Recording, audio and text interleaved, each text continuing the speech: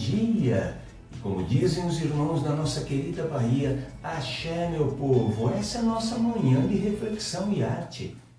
E hoje trazendo Marcos Demário, educador, palestrante, escritor com mais de 30 livros publicados, coordenador do Grupo Espírita Seara de Luz, editor do canal Orientação Espírita no YouTube e diretor fundador do IBEM, Instituto Brasileiro de Educação Moral. E vamos buscar o nosso convidado. Bom dia, Marcos Demário. Bem-vindo à nossa manhã de reflexão e arte. Eu que agradeço o seu convite. É com muita alegria que compareço aqui ao seu programa e que possamos ter uma boa conversa a respeito, então, do Espiritismo e a nossa vida. Muito obrigado pela participação. Para nós, um grande privilégio esse momento, pode crer. Marcos, você abraça a oratória com o objetivo de renovar o espírito das pessoas, assim como a doutrina nos leva à fé raciocinada. Isso se deve ao seu envolvimento precoce com o espiritismo? De fato, eu até posso dizer que eu sou o famoso espírita de berço, porque meus pais já eram espíritas. Minha mãe tinha uma mediunidade exuberante.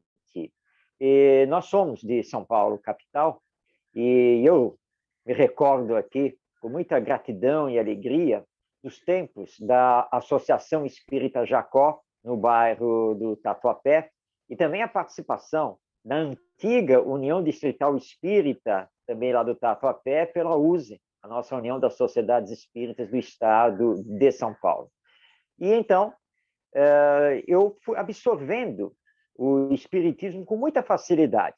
Eu estudava à época, recordo disso, eu fazia o primário, que hoje, né, seria o primeiro segmento do ensino fundamental. Eu fiz todo o meu primário num colégio católico, que é o Colégio Francisco de Assis. Mas alguma coisa me dizia que não era aquilo. E quando os meus pais começaram, então, a me apresentar o espiritismo, eu comecei a frequentar o centro espírita, eu logo me identifiquei com a doutrina. E eu recordo, certa ocasião, eu já estava no ginásio, e nós tínhamos um trabalho para fazer sobre religiões. Como os meus colegas sabiam que eu era espírita, eles, então, optaram, né, para que fizéssemos o trabalho sobre o espiritismo. E eu combinei com a minha mãe e os diretores do Centro Espírita que se nós poderíamos tirar umas fotos e gravar a reunião pública. Tá? Se não me engano, era quinta-feira à tarde. Bom, foi tudo acertado, eu e os meus colegas fomos para o Centro Espírita.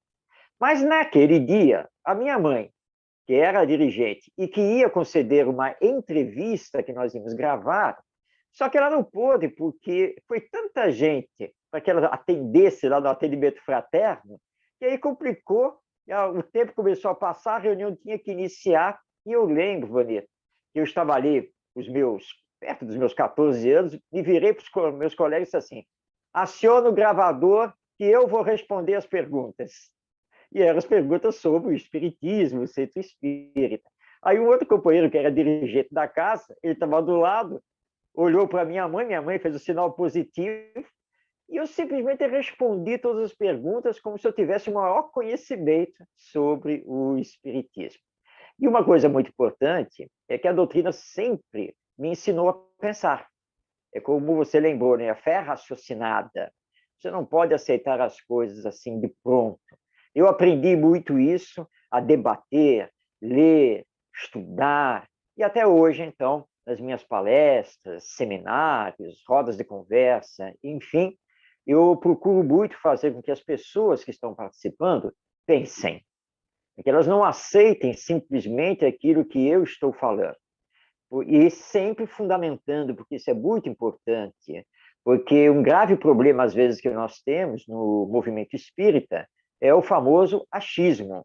E nós, na verdade, precisamos citar as fontes, nós precisamos dizer qual é a fundamentação daquele pensamento, sempre tendo por base Kardec.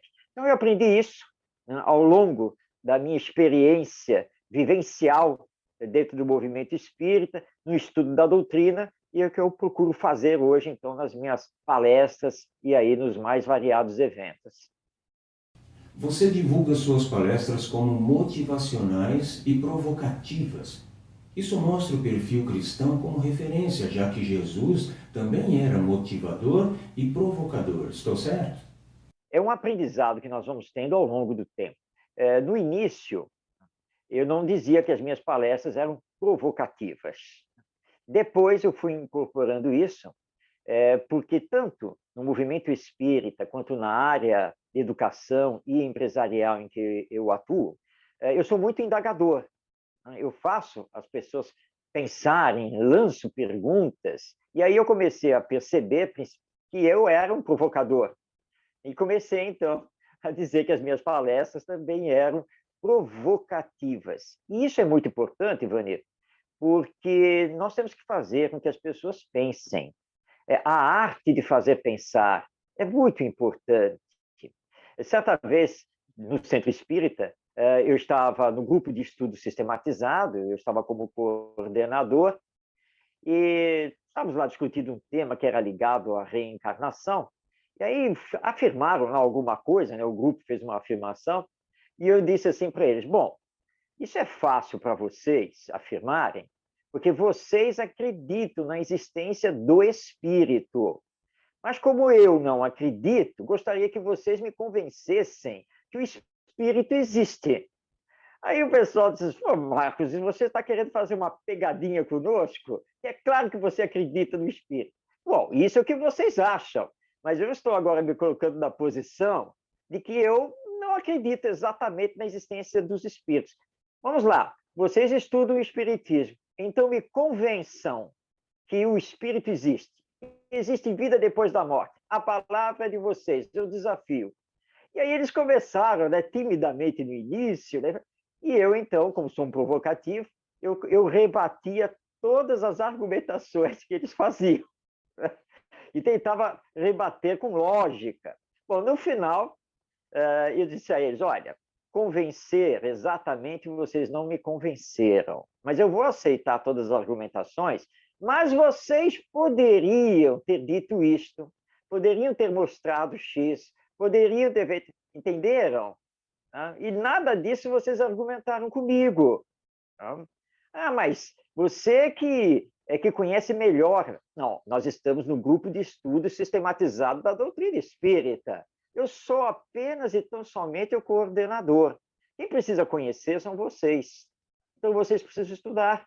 E vocês têm que estar preparados, porque alguém pode chegar para vocês, um amigo, um familiar, enfim, e pode simplesmente fazer esse questionamento. Você é espírita, mas você acredita mesmo nesse negócio aí de reencarnação, de vida depois da morte? O que vocês vão falar se vocês não conseguiram argumentar comigo? Então, vocês têm que saber pensar. E aí eu dei um exemplo, que é real, que aconteceu comigo, numa festa de aniversário de uma amiga. Ela era espírita, haviam alguns companheiros espíritas.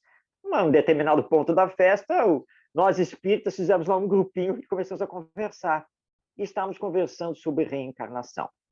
Um tio dessa minha amiga se aproximou e disse assim: olha, estou ouvindo vocês conversarem sobre esse negócio aí da reencarnação, e eu quero dizer a vocês que eu não acredito. Isso é uma balela, não tem nada a ver. E aí eu contra-argumentei e disse a ele: olha, nós não estamos aqui nessa festa para querer debater o assunto. Mas se o senhor me permite, vamos tomar a reencarnação apenas e tão somente como uma teoria, uma hipótese, um talvez. Então vamos pensar assim: se a reencarnação fosse uma verdade, se ela de fato existisse, o senhor não acha que a reencarnação responderia de uma forma mais lógica a várias questões existenciais, as várias questões da nossa vida? Ele pensou um pouquinho e respondeu: bom, não, sem dúvida, se a reencarnação fosse uma verdade, sim, ela ia esclarecer muitas coisas da nossa vida. Então tá bom, foi ótimo conversar com o senhor, é um prazer, muito obrigado, e desviei o assunto, porque é a técnica, faz ele pensar. Se ela pode ser se fosse uma verdade, ela realmente é lógica e responde, por que não, então? Mas como não era o ambiente, não era local, nada, para avançar na conversa, mas você, como diz Kardec, você lança a semente. Faz com que a pessoa pense, não para aceitar o espiritismo, mas para adentrar ao espiritualismo. Pensar. A existência da alma, quem sabe, a reencarnação. E aí ela vai pensar, ela tem que elaborar o próprio pensamento até chegar na sua própria afirmação. Muito bom. Instigar a que se caminhe adiante. É o que Jesus veio fazer. Nos tirar da inércia, nos fortalecer, nos impulsionar a vida, não é mesmo? Vanir, isso daí me faz lembrar de que nós precisamos aprender como espíritas, dentro do movimento espírita, a não querer ensinar. Nós precisamos permitir que as pessoas, no seu processo de aprendizagem, tenham liberdade, tenham autonomia. Era o que Jesus fazia. Quando Jesus, por exemplo, foi indagado lá pelo doutor da lei, né, de quem é o meu próximo? Aí Jesus conta a parábola do bom samaritano. E quando ele termina de contar a parábola, ele olha para o doutor da lei e pergunta: dos três, né, que passaram lá pela estrada, qual deles usou de compaixão? Qual deles que você acha que usou de compaixão? E o doutor da lei diz: ah, senhor, foi o terceiro. Ele não podia falar a palavra samaritano, né, porque ele era o doutor da lei, que havia um problema grave em relação a isso na época. E Jesus simplesmente encerra a conversa dizendo: então vai e faz o mesmo. E deixou a situação com o doutor da lei. Você não sabe quem é o homem assaltado, não tem a mínima ideia, mas você acaba de entender que precisa ter compaixão para com qualquer um. Portanto, você vai ter que superar os preconceitos, as discriminações, etc. Agora, Jesus não avançou na conversa. Ele deixou o assunto com o doutor da lei, porque agora é com o doutor da lei. Agora você sai daqui e vai pensar, porque você é cheio de preconceitos. Ah, mas agora você vai ter que pensar. E eu aprendi isso, Vanir, numa situação bastante prática na minha juventude, ainda em São Paulo. Estava sendo realizada a Semana Espírita da Distrital, lá da USE, lá no Tatuapé, e na nossa casa espírita, naquela noite, nós íamos receber o Apolo Oliva Filho. Eu já estava ali, na mocidade espírita, e nós estávamos preparando tudo, as pessoas estavam chegando, aquela coisa. Tá? E aí eu vi um senhor, estava lá sentado numa das fileiras da plateia, e ele estava olhando para a parede, porque na parede estava o cartaz da Semana Espírita. E eu peguei, me aproximei dele, sentei do lado, cumprimentei. Ah, o senhor está olhando aí o cartaz? E comecei a explicar para ele o que era a Semana Espírita, não sei o quê, as palestras, quais eram os objetivos, o porquê. E ele ali, bem calmo, tranquilo, falou assim: ah, sim, pois não, ah, muito bem, é. E eu o tempo todo achando que era uma pessoa leiga e que eu precisava ensinar a ele. Aí o dirigente veio assim: Apolo, vamos para a mesa? Pois é, mano. Era o Apolo Oliva Filho, era o orador da noite. Mas ele foi muito humilde, né? Ele não retrucou nada, ele entendeu a minha posição. Mas naquela noite eu aprendi isso. Nós não estamos aqui para ficar ensinando.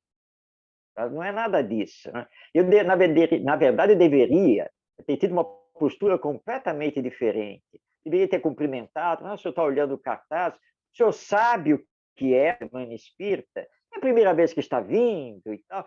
Porque, na verdade, o educador precisa fazer perguntas. E o educando, então, vai se colocando. E Jesus era mestre nisso. Então, eu procuro ter esse aprendizado e fazer dessa maneira nessa nossa atualidade. Perfeito. Essa pandemia trouxe desespero a muitos pais que empurraram a educação de seus filhos para a escola e, de repente, tiveram que assumi-la integralmente. E você escreveu um livro exatamente sobre esse assunto. Pais eduquem seus filhos. Fala sobre essa obra. Bom, você entrou agora num assunto que é muito importante, é um assunto profundo. Nós, já há décadas, que nos perdemos, tanto na família quanto na escola, da educação. Você colocou muito bem. O que nós temos hoje é instrução. tanto na família quanto na escola. Há uma preocupação muito grande dos pais e também dos professores em ensinar conteúdos, em fazer com que seus filhos e seus alunos aprendam conteúdos de matemática, de língua portuguesa, química, física, história, geografia e assim por diante. Nós espíritas não somos contra isso? Claro que não, porque isso faz parte da educação. Mas sabemos que a instrução não é a educação.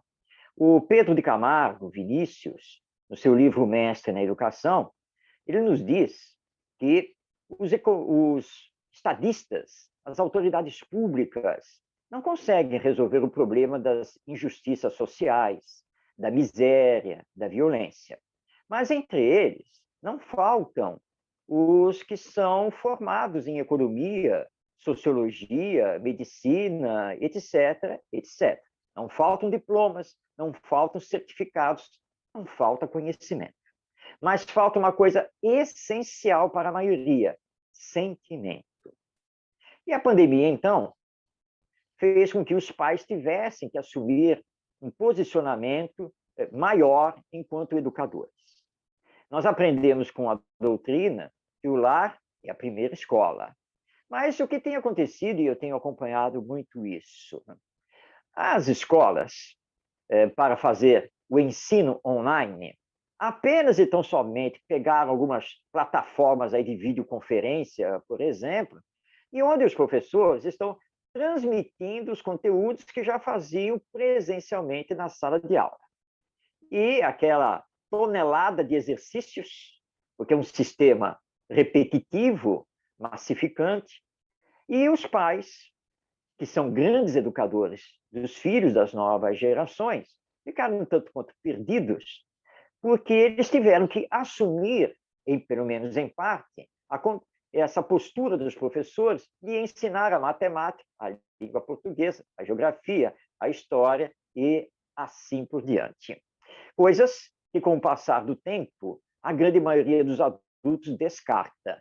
Descarta porque é um ensino que não é ligado à realidade da vida e você acaba esquecendo. Eu recordo aqui a minha filha, por exemplo, na sua época, já no ensino fundamental, e ela chegou em casa e disse assim: pai, eu tenho uns exercícios para fazer aqui de matemática, o senhor me ajuda? Eu falei: bom, mas é claro, o que é? Nós estamos aprendendo equação. E aí eu recordei que na minha época de banco escolar, eu era muito bom em equações. Ela falou: tudo bem, vamos lá. E aí depois sentamos juntos, ela me mostrou o que era, e eu olhei aquele exercício e pensei comigo: meu Deus, isso é chinês, é grego, russo, o que é isso? Eu não lembro mais nada, eu simplesmente não sei mais como fazer isso daqui. Tem algum exercício resolvido? Tem. Bom, exercício resolvido vai salvar. Mas nem o exercício resolvido, porque eu não conseguia raciocinar em cima do que era me mostrado. Mas nós já estávamos em tempos de internet, engatinhando, mas já estávamos em tempos de internet. E aí o doutor Google, mais especificamente o doutor YouTube, aí me salvou, porque eu encontrei o professor que ensinava aqui. E, na verdade, ela não precisou mais de mim, porque, afinal de contas, já tinha um professor lá da internet ensinando. Porque nós descartamos por quê? Eu tive um professor na minha época do ginásio, ele era um expert em equação. E nós passamos o ano inteiro aprendendo e fazendo exercícios de equação, mas com um problema muito grave. Ele nunca nos disse para que as equações serviam, onde elas eram aplicadas. Então, é claro que, com o passar do tempo, eu fui esquecendo aquele ensino. Eu nunca apliquei efetivamente. Eu não sou muito ligado aí à ciência, das ciências matemáticas, lógicas, eu sou muito mais histórico-social. Então, os pais ficaram meio perdidos. Os professores idem. E nós estamos precisando resgatar a educação. Lembrar que educar é o desenvolvimento harmônico, equilibrado, de todas as potencialidades do espírito, porque nós somos seres integrais. E que não adianta desenvolver apenas a instrução, o conhecimento, sem uma formação do caráter. E essa tem que ser a nossa grande preocupação. Allan Kardec nos mostra que precisamos ter tato, observação, perceber as tendências de caráter que o espírito está trazendo. Que às vezes você tem reencarnado aí na família, o que vamos aqui classificar como um ex-rei ou rainha déspota, que já com 2, 3 anos de idade já quer mandar em todo mundo, quer dar ordens, fazer as suas escolhas. E você fala, opa, essa não é uma boa tendência de caráter. Não consegue obedecer limites. Então, nós temos um problema grave de educação. E a grande questão não é que essa criança vá logo para a escola para começar a aprender conteúdos curriculares. É para ser educada no lar, ou seja, corrigir as suas más tendências, a aprender a ter limites, a obedecer, o que pode e o que não pode, por quê, e para que ela comece também a se socializar. Ao invés de bater nos irmãos e arrancar o brinquedo dos outros, ela entender que precisa compartilhar e assim por diante. Esse é o grande papel dos pais. E os professores, eu disse isso já numa outra live, os professores, a escola precisam entender que precisam dar suporte pedagógico aos pais. Como nós vamos fazer o chamado ensino domiciliar se os pais nada entendem de desenvolvimento psicológico da criança, se não entendem os estágios de desenvolvimento desse ser, se não têm noções pedagógicas? Então, esse suporte precisa acontecer. Nós precisamos, então, urgentemente, ter uma nova visão sobre a família e a missão educacional dos pais e também uma nova visão da escola, que precisa retornar para a educação, porque hoje ela está, infelizmente, apenas e tão somente na instrução. Meu caro, assistimos tantas ações coletivas pela renovação da sociedade, no sentido ambiental, humanitário, enfim. Você não acha que essa transformação deve ser mais individual? Ou seja, a paz universal se fará concreta quando cada indivíduo construir sua paz interior? E onde a educação, além do sentido espiritual, é claro, se ajusta nesse contexto? Muito bem, com certeza. Nós temos que lembrar que a sociedade humana, é o coletivo dos seres humanos.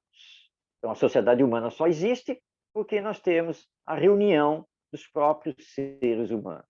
As instituições humanas, na verdade, elas são pessoas, não são entes jurídicos ou físicos. São pessoas.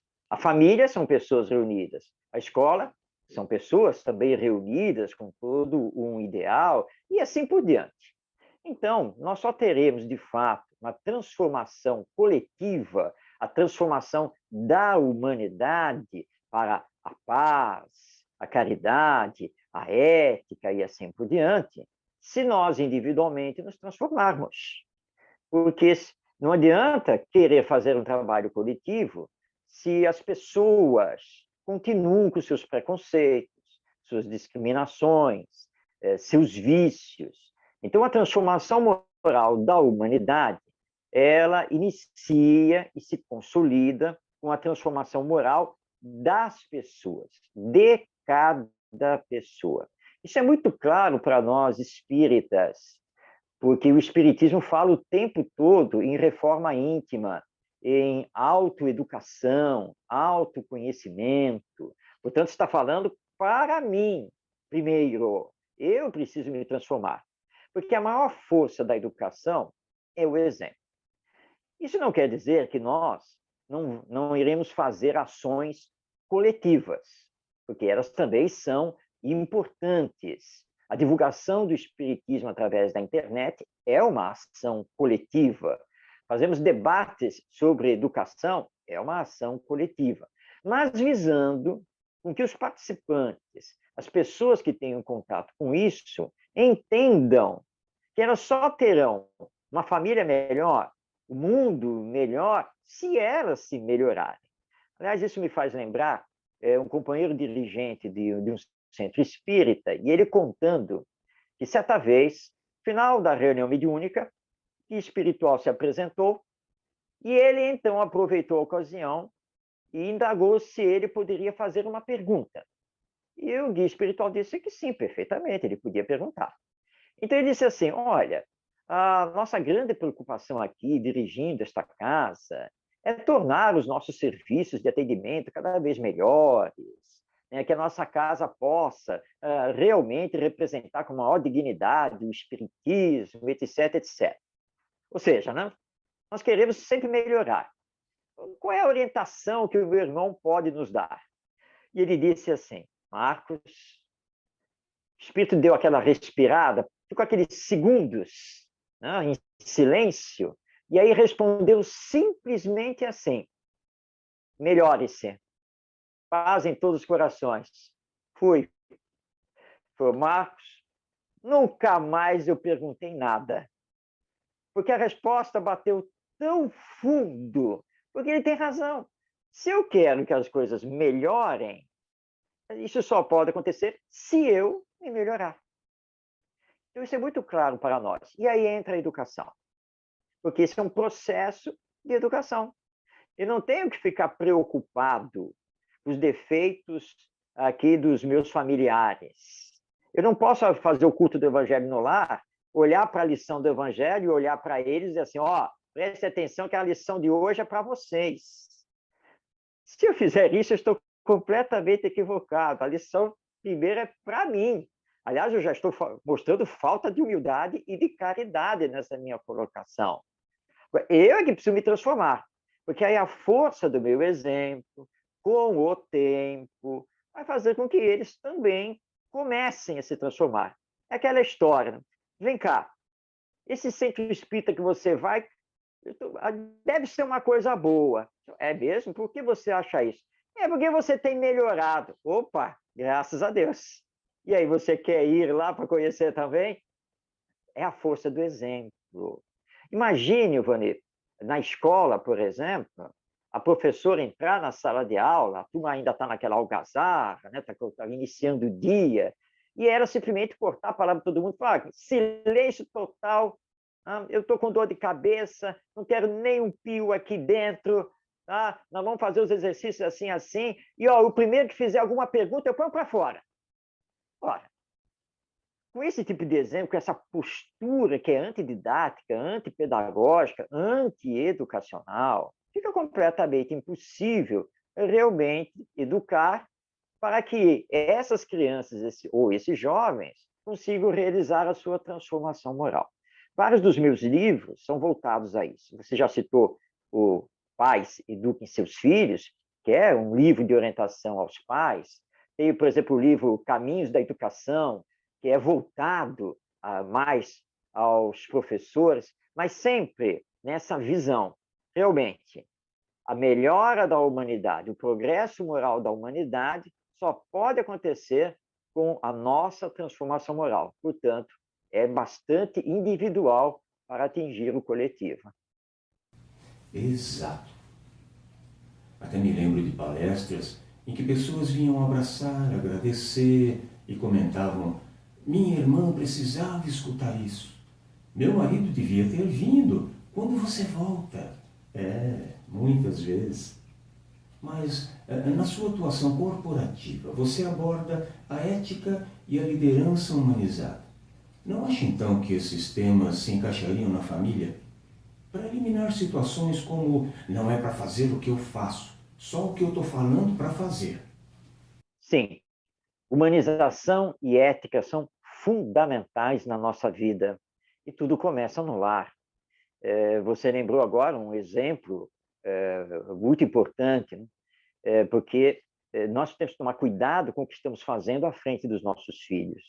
Como você vai exigir que seus filhos não briguem entre si e não falem palavrões uns com os outros, se eles sabem que todo dia papai e mamãe brigam e se xingam?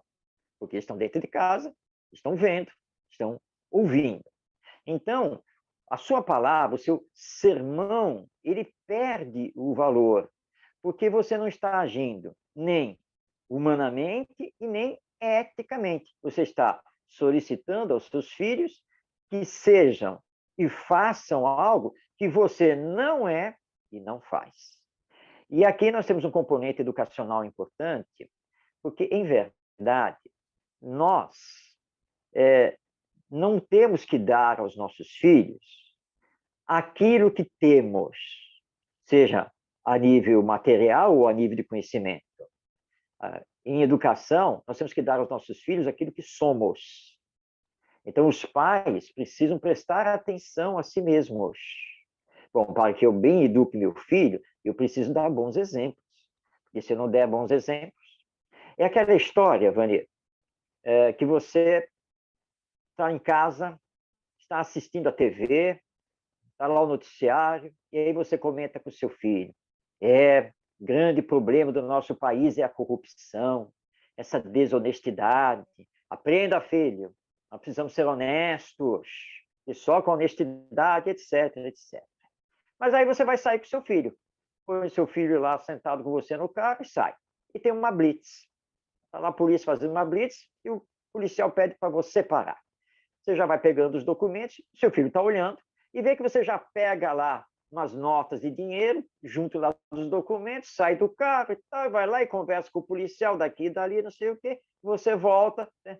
Vamos embora, filho, estamos liberados, está tudo bem. Aí você sai e o filho olha para vocês assim, ô pai, o senhor molhou a mão do policial? Não, filho, olha só, deixa eu explicar para você, porque você tem que entender que na vida, uma coisa é uma coisa e outra coisa é outra coisa, entendeu? Tá?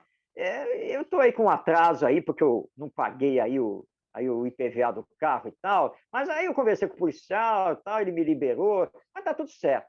Mas, pai, o senhor não falou lá em casa que nós temos que ser honestos, que a corrupção é a pior coisa que existe no país? Sim, é claro, mas isso com esses aí, esse pessoal aí, dessas autoridades todas aí, porque não foi o caso aqui, foi um caso só assim, só de acertar a situação e tá tudo bem, tá bom, filho? Então entenda isso, uma coisa é uma coisa e outra coisa é outra coisa. E aí o pai encerra a conversa. Mas isso não existe. Corrupção é corrupção, desonestidade é desonestidade, no pequeno como no grande, tanto faz como tanto fez. Senão nós vamos entrar para a hipocrisia. Como um prefeito de uma cidade do interior do Brasil, a jornalista lá, o senhor está respondendo na Câmara dos Vereadores um processo por desvio de verba, e ele interrompeu o jornalista e disse assim, minha filha, mas que desvio de verba, não é nada disso, nem sei por que abriram esse processo contra mim, por causa de 150 mil reais. Se fosse para mais de 1 milhão, tudo bem, eu até iria compreender, mas só 150 mil. Então ele se justificou, dizendo que ele só tinha desviado 150 mil reais. O que era 150 mil reais? Por que ele tinha que responder um processo de impeachment por causa disso? Mas não importa, que fosse 15 reais. Desvio de verba é corrupção, é desonestidade.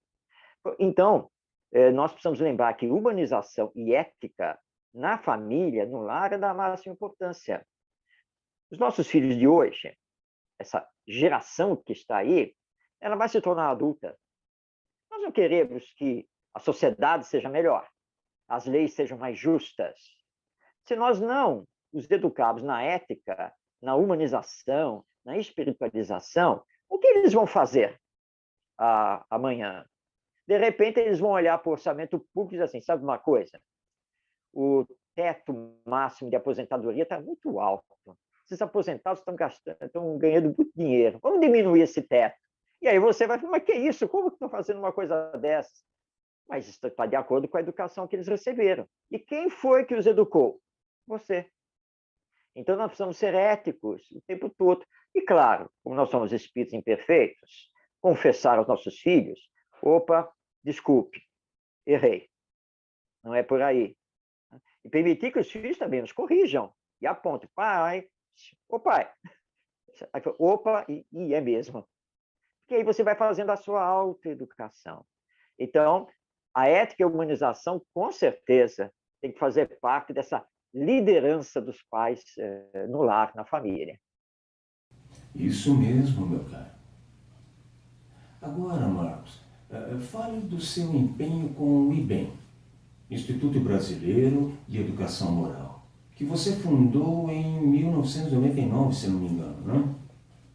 No meu ginásio, aliás, Estudei Educação Moral e Cívica, matéria que infelizmente desapareceu do currículo escolar. Então me diga, você acha possível mesmo, diante de tantas distorções e banalismos, resgatar essa consciência moral, cívica, fraterna e humana enquanto sociedade? Sem dúvida.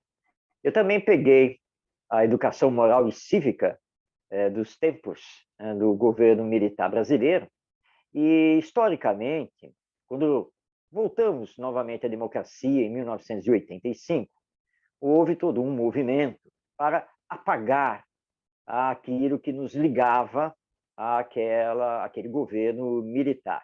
Então, a educação moral e cívica, a OSPB, a Organização Social e Política do Brasil, etc., tudo isso foi retirado, abandonado em nome da liberdade, em nome da democracia.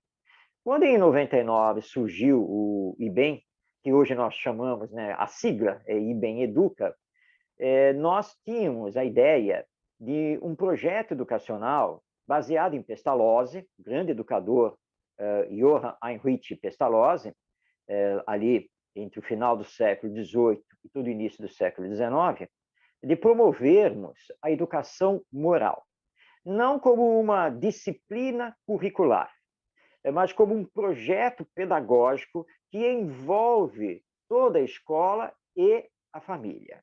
E hoje nós já estamos com aquela visão de que a escola precisa ser uma comunidade de aprendizagem, então envolvendo todos os seus protagonistas, também a família e a própria comunidade onde ela está inserida. Numa proposta pedagógica, justamente de trabalhar a humanização, a ética, a solidariedade na formação das crianças, para que sejam seres mais conscientes de si mesmos, dos outros e da vida. O IBEM, ele está inserido aqui no Brasil no movimento de inovação da educação brasileira, e nós temos uma escola parceira em Leopoldina, Minas Gerais, que é o Centro Educacional Conhecer, e que é considerado pelo Ministério da Educação como escola modelo de inovação e criatividade da educação básica brasileira. E é uma escola completamente diferente, porque, para começo de conversa, a escola não tem salas de aula, não tem professores que ensinam, não aplica provas e não dá notas aos alunos. É claro, estudar parece dar um nó na cabeça dos educadores. Como pode isso daí? Mas pode. E isso está de acordo com a LDB, a Lei de Diretrizes e Bases da Educação Nacional. Está de acordo com a legislação. Mas é uma escola onde a criançada, eles formam grupos de trabalho e pesquisa. Os professores são orientadores do processo de aprendizagem. As crianças têm liberdade de escolher o que querem aprender, o que querem desenvolver, sempre sob a orientação dos mestres, onde os pais e responsáveis têm participação plena no processo pedagógico da escola, onde às sextas-feiras existe Assembleia Geral, onde todo mundo debate a escola, o que está dando certo, o que não está dando certo, o que pode ser melhorado e assim por diante. E é uma escola que participa ativamente da sociedade. Eles apadrinharam uma fonte de água natural, a praça pública, as crianças visitam o asilo da cidade, fazem campanhas aos mais idosos e assim por diante. Então, eles têm uma consciência ética, uma consciência cívica muito grande, grande mesmo. E nas reuniões com os pais, que são reuniões muito dinâmicas, criativas, todo ano eu estou lá em Leopoldina, faço muitas palestras com eles, sento com os professores, com os pais, e tudo é muito dinâmico, bastante mesmo. E nós estamos vendo crianças que estão indo para outras escolas, porque o Conhecer hoje trabalha apenas o ensino fundamental, então as crianças têm que ir para o ensino médio já para outras escolas, mas que tem essa formação cívica, essa formação ética, solidária. Então, esse é um trabalho que é perfeitamente possível fazer na escola, como é possível fazer também no lar. Aliás, família e escola precisam se dar as mãos. Nós não podemos mais manter essas instituições separadas. Para não acontecer o que aconteceu aqui na cidade do Rio de Janeiro. Eu fui convidado para apresentar o projeto do IBEM Educa numa escola municipal aqui do Rio. Essa escola municipal ela fica bem próxima a uma comunidade carente e violenta aqui do Rio de Janeiro. Então, quando eu cheguei na escola, olhei, eu não consegui ver o nome da escola, porque tinha um muro de mais ou menos uns 6 metros de altura e um portão de ferro da mesma altura. Então, eu olhei assim para o prédio e disse, bom, ou isto é uma escola ou é uma prisão. Vamos bater para ver se eu estou no lugar certo. Depois de muito bater, porque não tinha campainha, não tinha nada, você tinha que bater, gritar, chamar, finalmente vieram atender, era a escola. E ao adentrar a escola, um outro choque foi perceber que para subir as escadas, para entrar para o setor A, para ir ver a biblioteca, tudo era gradeado. Tudo tinha portão, tudo tinha cadeado. E o mais impressionante, as portas das salas de aula, as portas que normalmente são de madeira, elas tinham sido substituídas por portas de ferro, com aquela janelinha, né, para você poder olhar, e tudo com cadeado. E a diretora nos explicando que as crianças, os alunos daquela escola, vinham todos daquela comunidade. E eram alunos muito violentos. Então, com o passar do tempo, a única maneira de proteger a escola foi, então, construir um muro de 6 metros, gradear tudo por dentro e por fora, e os alunos só se movimentam conforme as autorizações. E eu me senti numa prisão. Não, isso aqui é uma penitenciária, não é uma escola. Como querer que eles não sejam violentos aqui dentro se eles estão sendo violentados? Eles precisam ser bem recebidos, ter liberdade de ação, poder falar, perguntar, participar. Isso é a coisa mais importante que existe. São seres humanos. Se nós não acreditamos neles, vai ficar praticamente impossível fazer o processo educacional. Bom, infelizmente, apesar da direção e a coordenação pedagógica dessa escola acharem que o projeto do IBEM Educa era maravilhoso e era tudo o que eles precisavam, mas eles não seguiram em frente, porque, sabe, Vanir, vem sempre aquela colocação, mas isso vai ser difícil aqui, vai ter muito professor que não vai gostar, os nossos alunos, eles não estão preparados para esse tipo de projeto, nós precisamos muito da ética, da humanização, mas a secretaria cobra muito de nós os aspectos burocráticos, administrativos, conteudistas. Na verdade, o professorado e os pedagogos têm todas as desculpas do mundo para não sair da sua zona de conforto. Isso também acontece muito com os pais. Mas nós estamos aí com uma trajetória já de 22 anos de trabalho por todo este Brasil, já colhemos muitos bons frutos dos nossos projetos. Eu perdi a conta de quanto eu já rodei aqui pelo país, quantas palestras, rodas de conversa, seminários, etc., nós já fizemos pelo IBEM. Continuamos a trabalhar. Agora, em tempos de pandemia, o nosso trabalho está totalmente online, mas nós continuamos a estar junto aí com os professores e os pais. E nós temos feito rodas de conversa online, temos publicado muitos vídeos no nosso canal do YouTube, vídeos voltados para gestores, professores e pais. E nosso trabalho, então, continuou, temos muito conteúdo no nosso site, e a educação à distância. Hoje nós temos uma plataforma de educação à distância com 28 cursos online, que são bastante dinâmicos e participativos, voltados tanto para os gestores escolares, empresariais, professores e também para os pais e responsáveis. É difícil? É. As resistências são muitas? Com certeza. Mas eu aprendi com a doutrina espírita de que nós precisamos ser, acima de tudo, semeadores. Você tem que semear. A semente vai ficar. Hoje o terreno não está pronto para que ela germine, mas amanhã vai acontecer. Se nós continuarmos a semear, outros virão e vão continuar a semear e vão continuar a adubar até nós entendermos que a educação moral deve reger a educação que nós fazemos, tanto na família quanto na escola. E esse tem sido, então, o trabalho do IBEM Educa. Marcos, acredito que não foi coincidência o plano superior ter escolhido um educador para codificar as obras básicas. Então, diz pra gente, que papel você considera que o movimento espírita pode e deve assumir na sociedade hoje? O Espiritismo é doutrina de educação da alma imortal e integral. E Allan Kardec tinha que ser um educador para compreender o alcance do Espiritismo.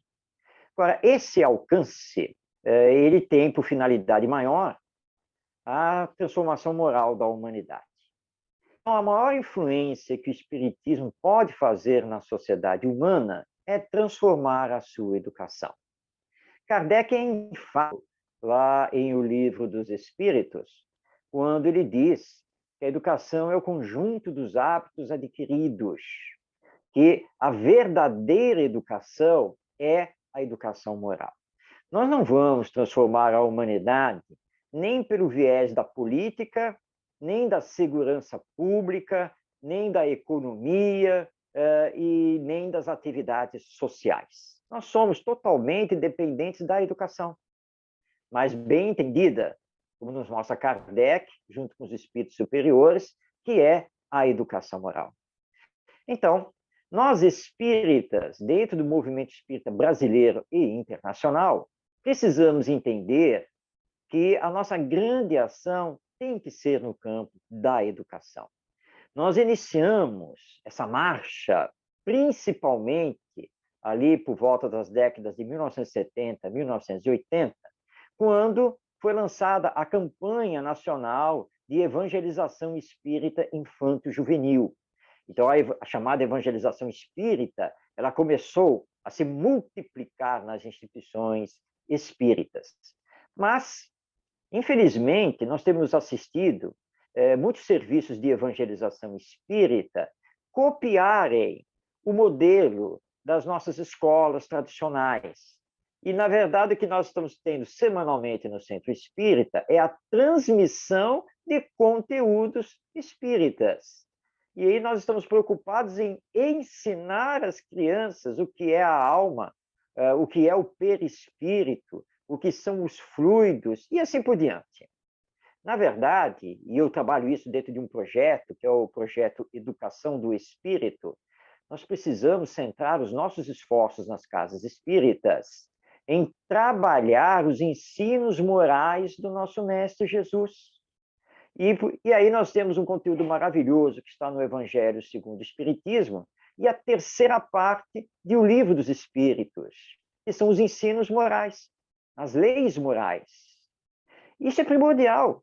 Que adianta eu saber tudo sobre reencarnação se isso não vai me modificar, se isso não me transforma, se eu continuarei egoísta, orgulhoso, vaidoso e assim por diante. Eu não posso ter na reencarnação só um conhecimento e poder passar aqui e fazer até uma palestra sobre reencarnação. A reencarnação precisa mexer comigo, eu tenho que me transformar. Eu não sou este corpo, eu não estou aqui pela primeira vez, eu sou uma alma imortal. Deus me propiciou reencarnar de novo aqui para que eu possa continuar o meu aprendizado no amor ao próximo. Então, é uma coisa revolucionária. Eu não posso ter isso apenas como conteúdo. Eu lembro aqui, Vani, certa vez no Centro Espírita, que uma companheira chegou para mim, eu estava entrando, chegou, ai, Marcos, hoje quase que eu mato um aqui dentro. É mesmo? Mas o que foi que aconteceu? Não, porque depois que terminou a reunião mediúnica, que eu faço parte aqui do grupo na parte da tarde, o fulano, sabe do fulano? Pois é, eu já chamei a atenção dele várias vezes. Mas hoje foi demais na reunião. Ele falou umas coisas lá para o espírito comunicante. Ah, quando terminou a reunião, peguei ele no canto da sala, falei poucas e boas para ele, que onde já se viu, ele que é espírita há tanto tempo, como é que ele tem aquele tipo de ação? Aí eu olhei para ela, interrompi e disse, vem cá, por acaso você teve aquele desejo de pular no pescoço dele, desganar? Ah, se tive! Ó, só não matei graças à doutrina espírita. Aí eu olhei para ela, realmente nós temos um grave problema aqui para resolver. Pois é, Marcos, eu já falei dele lá na diretoria, a diretoria não toma nenhuma atitude. Não, mas eu não estou falando dele. Como assim? Como que não está falando dele? Não, olha só, você é espírita há quanto tempo? Ah, tem uns 20 anos. E atua no centro espírita há quanto tempo? Ah, também tem uns 20 anos. E você ainda está querendo matar a gente aqui dentro? Nós temos um grave problema, você não acha?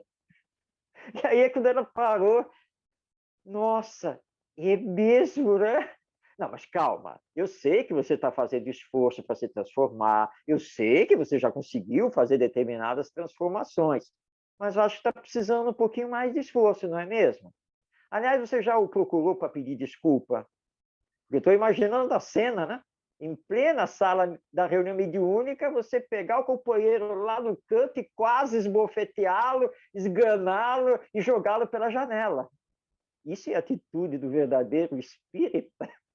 Ai, Marcos, ai, foi bom falar com você. Eu vou procurá-lo. Eu acho que ele ainda está aqui na casa. Eu vou pedir desculpa. Só você mesmo para me falar essas coisas. Graças a Deus que você aceita que eu fale, que eu já estava aqui me preparando para apanhar também. Não, não, não. Então, nós precisamos voltar para a educação. Então, e precisamos começar a influenciar a educação brasileira. As escolas, a filosofia que rege a nossa educação. Nós contamos nos dedos, infelizmente, as ações dos espíritas no campo educacional, fora do centro espírita. Mas nós precisamos nos aliar às escolas, precisamos influenciar as secretarias de educação. Hoje nós estamos assistindo sistemas empresariais de ensino comprando as escolas. E esses sistemas só visam lucro, são empresas, nada mais do que isso. Tá? E quando eles ostentam lá ensino de qualidade, educação de qualidade, isso é uma falácia, isso não é verdade. Eles seguem pura e simplesmente apostilas, está tudo formatado, e agora no ensino online, eu tive que acompanhar aqui uma sobrinha neta aqui, 4 horas de ensino online, com a professora só acompanhando um caderno de exercícios o tempo todo. Você pode imaginar como eu fiquei do lado da garota aqui, já querendo intervir, né? Mas eu tinha que me segurar, porque, professora, por favor, mas ela está obedecendo o sistema. Ela não pode sair do sistema, senão ela perde o emprego. Então, nós espíritas, com essa visão toda que temos da imortalidade da alma, da reencarnação, da importância da educação moral, precisamos priorizar a nossa ação no campo educacional. Sem dúvida, sem dúvida. Meu caro, infelizmente já caminhamos para o final dessa conversa tão esclarecedora e produtiva. Mas gostaria ainda de sua visão, Marcos, como educador, sobre o momento que atravessamos. Qual o nosso papel nisso tudo? Eu tenho a mesma visão do educador brasileiro Rubem Alves, que não é espírita. Mas o Rubem Alves, certa vez, disse assim, perguntaram para mim se eu sou otimista quanto ao futuro. Então, eu respondo, otimista, não, não sou, mas eu sou esperançoso, porque o educador não pode nunca perder a esperança. O Herculano Pires, nosso grande filósofo e educador espírita, ele mostra no seu livro Pedagogia Espírita que a pedagogia de Jesus é a pedagogia da esperança. Então, nós não podemos jamais perder a esperança. Nós estamos trabalhando porque sabemos, como espíritas, que a lei divina é a lei do progresso. Nós podemos, aqui na Terra, criar todas as barreiras possíveis, mas o progresso sempre irá acontecer, porque Deus nos destina à perfeição. E dessa perfeição nós temos Jesus como o nosso guia e modelo. Então, como educador, eu continuarei sempre a trabalhar com muita alegria, com muita esperança, e sabendo, como dizem os nossos amigos espirituais, que aqueles que ainda não entenderam o amor ao próximo, que ainda não estão no campo do bem, da caridade, são apenas e tão somente os nossos irmãos doentes, desequilibrados, que ainda não entenderam a lei divina. Nada mais do que isso. Eles não têm que ser condenados, porque nós já estivemos também nessa posição em que hoje eles estão, e hoje nós estamos tentando seguir ao nosso Mestre Jesus.